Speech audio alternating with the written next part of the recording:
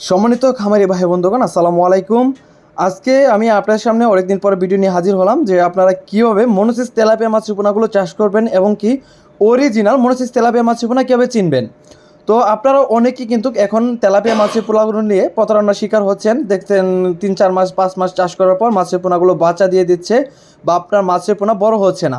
তো এই কারণগুলো নিয়ে আজকে আমি আপনাদের সামনে আলোচনা করব। তো দেখেন, আপনারা যারা তেলাপিয়া মাছের পোনা নিতে চান তারা চাইলে আপনারা কিন্তু সরাসরি সবসময় চেষ্টা করবেন হ্যাচারি থেকে এসে নেওয়ার জন্য, কারণ এখন অনেকেই প্রতারণা করতেছে মাছের পোনা নিয়ে। তাই আপনাদের অবশ্যই দরকার সরাসরি হ্যাচারি থেকে এসে মাছের পোনা নিয়ে, এমনকি আপনারা যাচাই বাছাই করে মাছের পোনাগুলো নেওয়ার।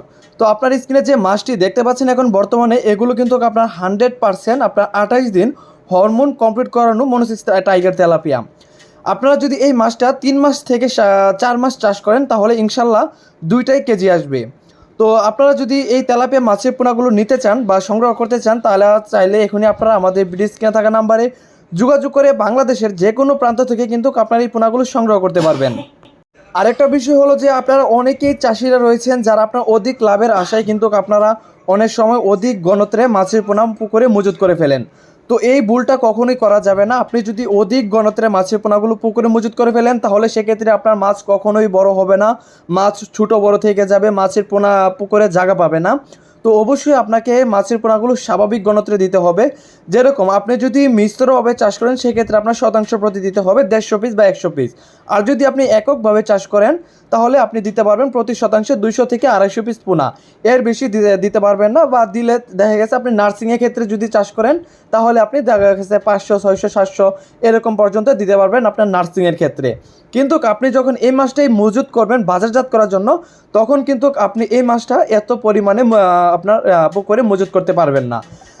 তো মাছ চাষি ভাইরা, আপনারাও অনেকেই জিজ্ঞেস করে থাকেন যে আপনার এই মাছটা কীভাবে ডেলিভারি দেন, বা আপনারা যদি ডেলিভারি অবস্থায় মাছ মারা যায় এর দায় ব্যয় কার। তো আপনারা দেখেন, যদি মাছ ডেলিভারি দেওয়া অবস্থায় মারা যায় বা পুকুরে দেখা গেছে 1 থেকে 2 দিন পর পুকুরে মাছ মারা যায়, ওইটারও দায়ভার আমাদের। কারণ আমরা সবসময় চেষ্টা করি একটা খামারি সফল হওয়ার জন্য, কারণ আপনারা যদি সফল হন তাহলে আমরাও সফল হব। কারণ দেখা গেছে আপনারা যদি আমাদের কাছ থেকে মাছ নেন, মাছ নিয়ে যদি প্রতারণা হন তাহলে কখনোই আমরা আমাদের হ্যাচারি চালাতে পারবো না। তো অবশ্যই আপনারা নিঃসন্দেহে মাছের পোনাগুলো নিতে, গুণগত এবং মানসম্মত মাছের পোনা নিতে এখনই চাইলে আপনারা আমাদের ভিডিও স্ক্রিনে থাকা নাম্বারে অথবা ভিডিও ডিসক্রিপশনে থাকা নাম্বারে অর্ডার করতে পারেন, বা সরাসরি কথা বলে আমাদের হ্যাচারি থেকে এসে দেখে শুনে মাছের পোনা নিতে পারবেন। অন্যান্য এই তেলাপিয়া ছাড়াও অন্যান্য যে কোনো ধরনের মাছের রেণু অথবা পোনা আপনারা আমাদের কাছ থেকে সংগ্রহ করতে পারবেন।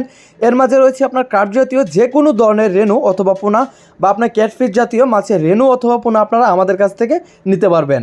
তো সম্মানিত ভিউয়ার্স, আজকের ভিডিও এ পর্যন্তই।